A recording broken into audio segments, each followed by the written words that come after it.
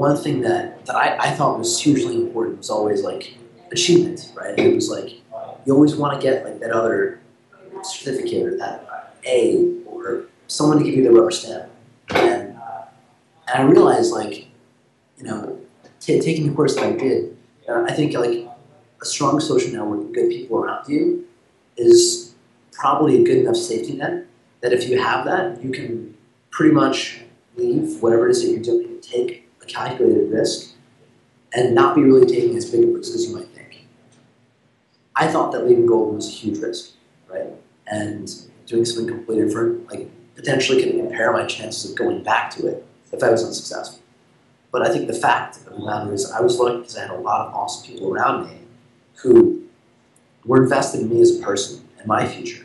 And I don't think that they saw, you know, a departure from finance as, oh, this means he was sort of, he's looking down upon our business. It was more like, you know, he's being exploratory. This is just an evolution.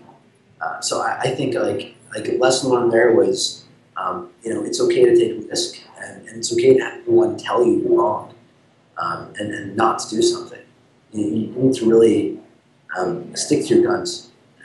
And I'm lucky I did it when I was 25. You know, when I don't have a family and I don't have kids, and it's just so much easier. And I'm happy I did it now rather than wait for 5 or 10 years when my living situation has changed. Now it's like more difficult because now I have obligations. You know? So it's something that I think everyone should do once when they're younger. Because if you don't do it then, you might never have a chance and you'll always regret it. I've always been a bit of like an impetuous person, so sometimes I think, you know, I'll actively have like the risk and analytical side of my brain, which is like doing math and calculating everything, and then the other half of me is saying, you know, it doesn't matter, forget the calculation, like, don't commit yourself out of it, just take the risk. So I think being bold and brazen, you know, is sometimes just the way to go. Just don't even think about it. Just, you know, I think, you know, if you really have like that, like a strong sense of what the next, you know, several steps are for you, and if you can really firmly believe in that, that's kind of all you need. You just need to have like that vision for the next coherent 2 or 3 steps forward. And I think as long as you have like that sense, you're not gonna get too far off track. Actually, it was like getting distance from the day-to-day. I had maybe like 3 weeks where I didn't really do much, but like sit at a whiteboard and drink Red Bull and just kind of like sketched out, you know, what is now Rukkus. And it's evolved in a lot of ways, but in many ways it's still the exact same idea.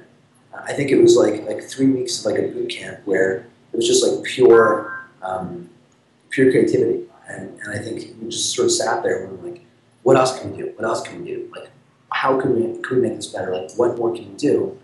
And eventually there was so much there on board that we realized, I can't do all this at the same time, let's just start here. And then from there, let's build this. And it was sort of like a chess game where we're like, you know, rook to e4, and you sort of set things up that way.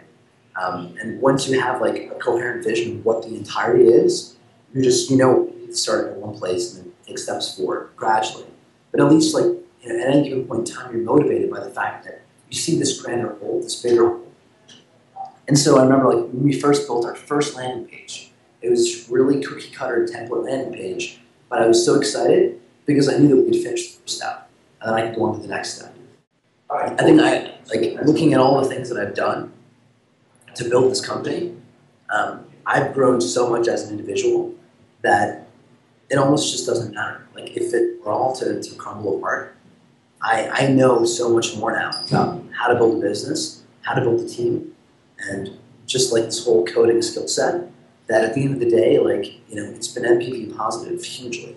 Just like the accretion of information and knowledge has been tremendous, and so much so that, I mean, now, you know, at the point at which I am, like if Rukkus were to fall apart, sort of the contacts that I've made in the space, building this company, people doing tech, people like Rada, people like Mickey, I know that if this isn't the thing for me, there's always so much more happening around me. I can find myself useful in any one of those other companies, and I think they'd be very excited to have me on board. So I know that, like, you know, there's actually more opportunity coming than there is today. Like, it's actually just like Wall Street functions like this. Like the the stock market. Whenever there's a company that everyone perceives as a sure bet, the flock migrates to it. And the amount of opportunity you can get on the upside of that company is always low, right? It's just not there anymore because everybody believes in it. Where you find real opportunity in markets and trading is looking at investments that people disagree with. If everyone hates a company, that stock price is going to be pulverized. If you want to be a contrarian and think that company is going to do well, you'll be able to buy in at a hugely distressed valuation and see massive appreciation. So it's like the financial world rewards people that have contrarian views. And I think it's true in business too. If you find an opportunity that no one else sees, it's almost bigger, right? Just because it's so unique and no one else has really seen it or really had a good appreciation for it. So if the world were to end at the end of the year, right, what would I want to do between now and then? I mean, I feel like probably,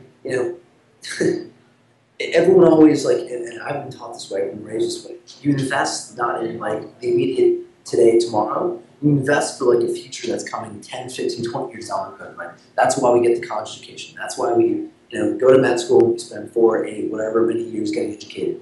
I think, I think it'd be a bit of a departure from that. And we kind of ground ourselves in today and just do all the things that you wanted to do next year, just do them all today. So, most people are I'm going to wait until I get the next promotion and then I'm going to go on vacation. Maybe push your boss a little bit harder and say, I want to do this now. I don't know how you feel about it, but I need to do this now and just see what happens. I mean, I think a lot of people don't get the things they want because they were asked. You know what I mean? It's a lot of things that I've received in life is because I had the audacity to ask for.